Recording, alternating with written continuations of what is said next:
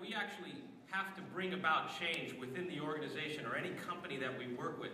And it comes down to a different type of customer, a very connected customer where social media plays a role in all of this.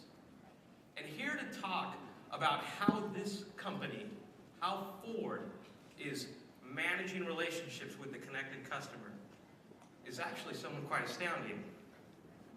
His name is Jim Farley, and Jim is Ford's first Global CMO. Huge.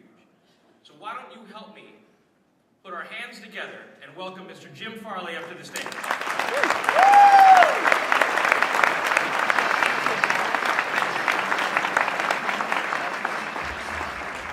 Friday night in LA. God, I gotta tell you, from a guy who moved from Santa Monica to Detroit 4 years ago, it is really good to be here. And it didn't come out right. But anyways, that'll be in the Detroit news tomorrow.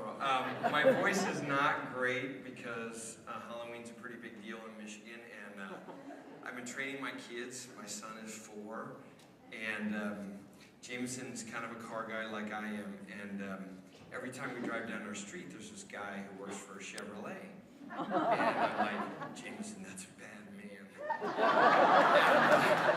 And Jameson's like, okay, you know, he's 2, he's 3, I keep saying it.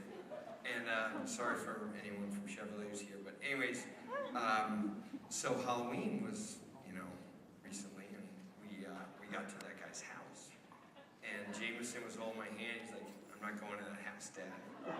I'm like, no, Jameson, I didn't mean it that way. I don't mean he's really a bad guy. He just works for the wrong company. And my son doesn't know what the hell that means. So I said, Jamo, come on, I'll hold your hand. We'll walk down there. So we walk down this big long driveway, and we get to the front. Jameson's kind of sitting next to me. He's a race car driver, costume, and he says, treat or treat. And the guy comes out and gives us candy, and then he doesn't know what to say, because we taught him to say thank you, but he doesn't know how to say thank you to a bad man. So he's kind of looking awkwardly, and he goes, is that a Chevrolet Traverse? Because we teach all the little cars. And the guy goes, yes, I work for Chevrolet. And Jameson looked up at him and goes, Chevy's for losers. And